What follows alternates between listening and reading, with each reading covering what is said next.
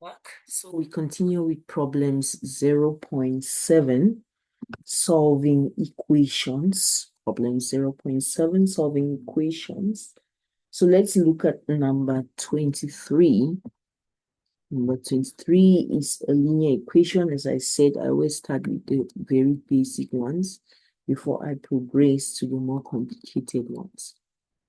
Okay, we are to solve for x in this linear equation. So again, the method still remains the same. Isolate x, which means move every other thing which is not x to the other side of the equation and leave x alone on one side of the equation, basically.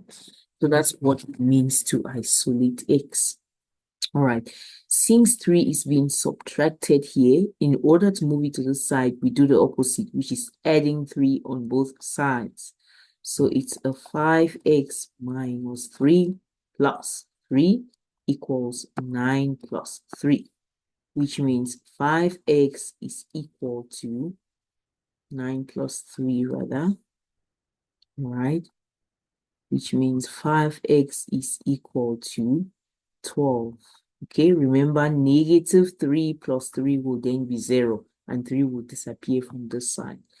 So now we want to eliminate 5 from this side. Since 5 is being multiplied by x, right? Since 5 is multiplying x, we can eliminate 5 by doing the opposite, dividing 5 on both sides. Whatever we do on one side of the equation, we need to do the same on the other side of the equation so that we leave it unchanged. 5 then cancels with itself, and we are left with only x on this side is equal to 12 over 5 as the solution to our equation. Okay, so that's our solution there. And then next, we look at another question. Let's look at number 24 or number 24. So 24 says we should solve for x in this radical equation, square root of x plus 2. So these are mixed problems, all right? All kinds of equations, all the types of equations we have looked at.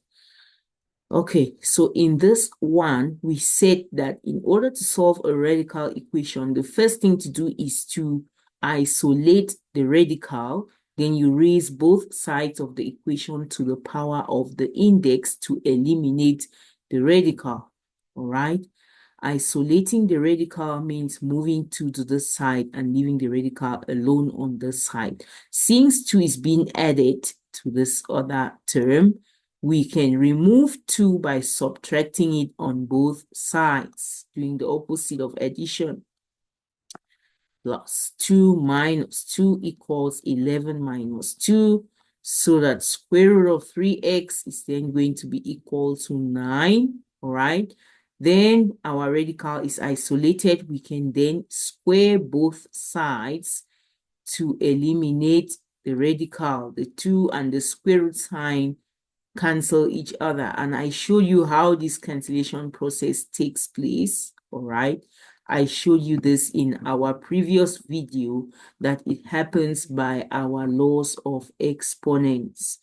So now we then end up with this linear equation to solve for x, okay? So every time you have a fractional or a radical equation, you can always use these methods to reduce it to a linear or a quadratic equation, which is more straightforward to solve. Okay, ending up with this, we can then divide both sides by 3 since 3 is being multiplied, all right, and have our x equals 81 over 3. Okay, and that's our answer. Okay, next we look at another question, number 29, right? Number 29 says that we should solve for x in x over 7 plus equals to 3x plus 5. Now, notice that this is still a linear equation. Even though we have a fraction there, it is not a fractional equation because there is no variable in our denominator, okay? there is no variable in the denominator. So at this stage, the only thing I can do is to collect like terms. First of all, I can eliminate this denominator by multiplying both sides by that denominator. Okay, 3x plus 5 times 7, multiplying both sides by this denominator first. All right, then this cancels. I'm left with x equals 21x, 7 times 5, 35. Okay, I have this linear equation. I can then collect my x's together and have my constants on the other side. So moving my 21x to this side, I can do that. 21x is being added on this side, so I can subtract it on both sides. X minus 21x equals to 21x plus 35 minus 21x. 21x minus 21x, 0. So 21x disappears from this side. X minus 21x is minus 20x is equal to 35. Now, negative 20 is being multiplied here, so I can eliminate it by dividing it on both sides. Cancels. Our x is then equal to minus 35 over 20. Okay, so those are the linear equations there. Let's take this other example. This other example, number 39. Number 39. 39 says we should solve for t in t plus t over 3 minus t over 4 plus t over 36 is equal to 10. Okay, so again, this is not a fractional equation, all right, because there is no t in the denominator. So all I can do here is to first of all eliminate this denominator, then I get a purely linear equation to solve for t. How do I do that? By finding the LCD or multiplying each term by the lowest common denominator. So LCD here will be 36, all right? And I want to multiply each term by it. So my equation there becomes 36t plus 36t over 3 minus 36t over 4 plus 36t over 36 equals to 10 times 36. Okay, 10 times 36, or all of this divided by 36. Basically, let's just do the LCD method. So I then cancel out all of these denominators, eliminate the denominators. So this becomes 36t plus, so 36 divided by 3 is 12, 12t minus 36 divided by 4 is 9, 9t, 36 divided by 36 is 1, t equals to 10 all over 36. Okay, then we cross multiply to get 36t plus 12t minus 9t plus t equals to 360. Moving the 36 to that side, or multiplying both sides by 36 to eliminate this denominator.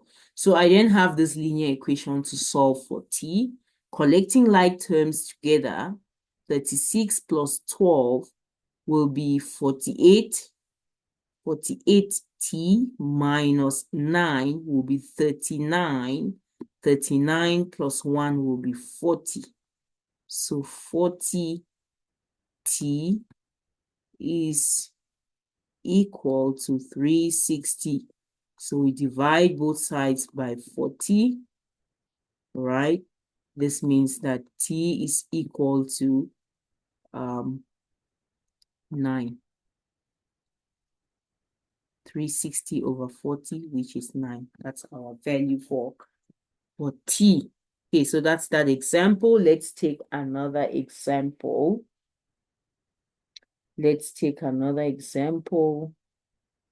Okay, so this time a fractional equation number 50. 50 says solve for x in 3x minus 5 divided by x minus 3 equals 0. Okay, so the first thing is to try to eliminate this denominator by cross multiplying. We cross multiply. What do we get? We cross multiply. So 0 is like 0 over 1. Okay, so if we cross multiply, we get 3x minus 5 basically equals to 0 times x minus 3. 3x minus 5 times 1. So that 3x minus 5 equals to 0. We move the 5 to that side by adding 5 on both sides. And then we get 3x equals to 5. Then we divide both sides by 3 to get our x equals 5 over 3, basically. Okay, so that's that for that. So the reason why this fractional equation is so straightforward is because, one, we only have one fraction involved on each side of the equation. All right, so it's easy to just cross multiply. And secondly, the right-hand side is 0, which trivializes everything. Okay, look at this other example, number 52. 52 of problems 0.7. X plus 3 over x equals 2 over 5. Okay, so again, we only have one fraction on each side of our equation. So the fastest way to go about is to cross multiply. Okay, so this times this equals this times this. That's cross multiplication. 5 times x plus 3 equals 2 times x, basically. So that we open up the brackets, 5x plus 15, 5 times x, 5x, 5 times 3, 15, equals to 2x, all right? And then we can then collect like terms, move this 2x to come and join this other 5x, and then we solve for x.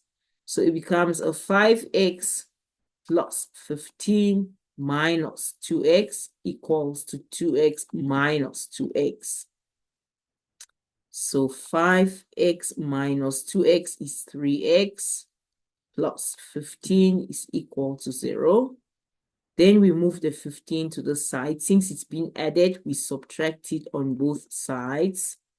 All right. 0 minus 15. Then we are left with 3x equals to negative 15. Since 3 is being multiplied, we divide it on both sides to eliminate it.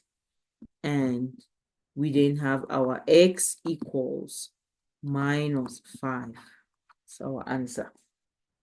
Okay, so that's that about that example. Let's take another example.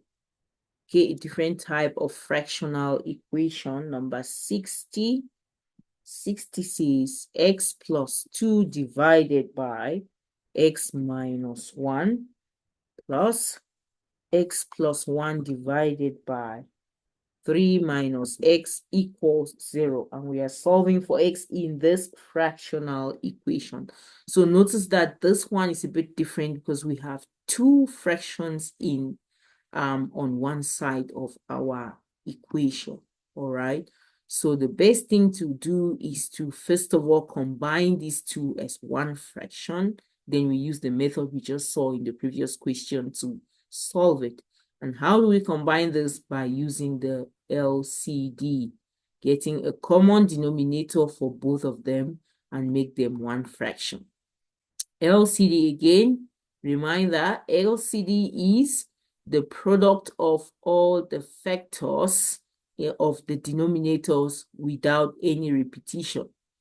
Multiply all factors of the denominator without repeating any factors. So in this case, it will just be x minus 1 times 3 minus x, no repetitions. Okay, next step, multiply each term, okay, in your equation by the common denominator. So we get an x plus 2 over x minus 1 times x minus 1x minus 3 minus x plus x plus 1 over 3 minus x times x minus 1, 3 minus x equals to 0 times the LCD, x minus 1, 3 minus x, basically. All right. So if we multiply each term by the LCD, this guy cancels with this guy cancels with this guy. All denominators have now been eliminated. We are ready to solve some linear or quadratic equation. So this becomes x plus 2 times 3 minus x plus x plus 1 times x minus 1 is equal to 0. Okay, we open up our brackets. X times 3 is 3x. X times negative x is negative x squared. 2 times 3 is positive 6. 2 times minus x is minus 2x plus x times x is x squared. X times minus 1 is minus x. 1 times x is x. 1 times minus 1 is minus 1 equals 0. We add and subtract like terms now. We add and subtract like terms. So like terms here will be 3x. Okay, so negative x squared plus x squared, these two guys cancel, all right? So it's like negative x squared plus x squared will be 0, all right? Negative x plus x will also be 0. So we are left with 3x minus 2x, which is x, okay, plus 6 minus 1, which is 5, equals 0. So we isolate x by moving the 5 to the other side. So it implies that x is negative 5. And that's our final answer for that fractional equation using lowest common denominator.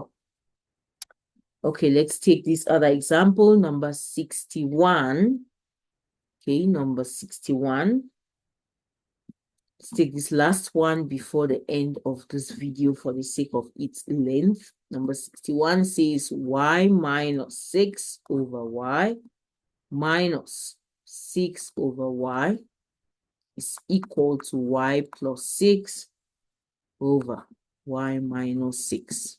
Okay, so the common mistake here will be to cross multiply. You can't cross multiply when there is more than one fraction on one of the sides of the equation. All right, cross multiplication only works well when there is only one fraction on each side of your equation. One fraction on each side. So on this side, the left-hand side, we have two fractions. So we need to use our LCD, combine them to 1. All right, then we can cross multiply. Now, looking at this, our denominators are already common, and we know from addition and subtraction of fractions that if we have a over b plus c over b, it's just a plus c over b, all right, plus or minus. So once their denominators are the same, all you need to do is just to add or subtract their numerators and then use that common denominator. So that's the case here, all right? So it just becomes a y minus 6 over y equals y plus 6 over y minus 6. which is basically a y minus 12 over y equals y plus 6 over y minus 6. So I now have one fraction on each side. I can then cross multiply. Cross multiplication only happens when there is only one fraction on each side of your equation. So from there, this times this, cross multiplying, y minus 12 times y minus 6 equals y times y plus 6. Okay, open up our brackets. Y times y is y squared. Y times negative 6 is negative 6y. Negative 12 times y is negative 12y. Negative 12 times negative 6 should be 6 times 2 is 12. 2 carry 1. 6 times 1 is 6 plus 1, 3. So 12 times 6 should be 36.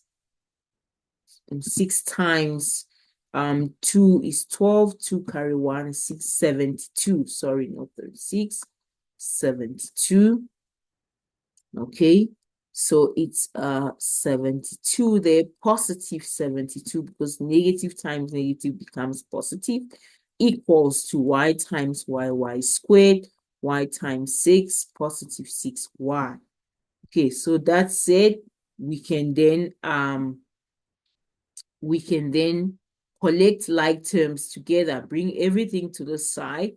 We get a y squared minus 6y minus 12y plus 72 minus y squared minus 6y equals 0. Okay, I brought all of these terms to this side by subtracting them on both sides, basically. So y squared minus y squared will be 0, all right? And negative 6y minus 12y.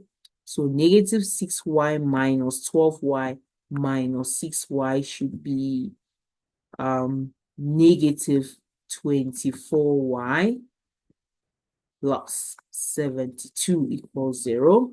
Okay, we have this linear equation. So you see how what our fractional equation then boils down to, all right?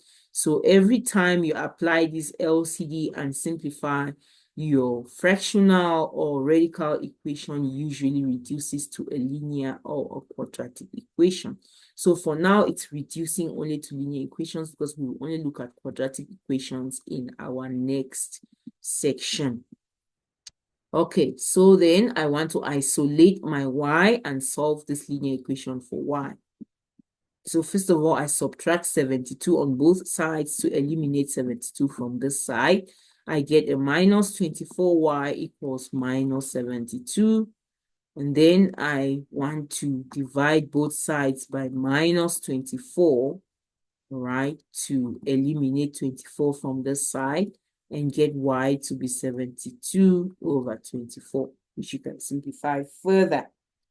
Okay, that's that fractional equation. For the sake of this video, we are then going to end this video here and continue in our next video.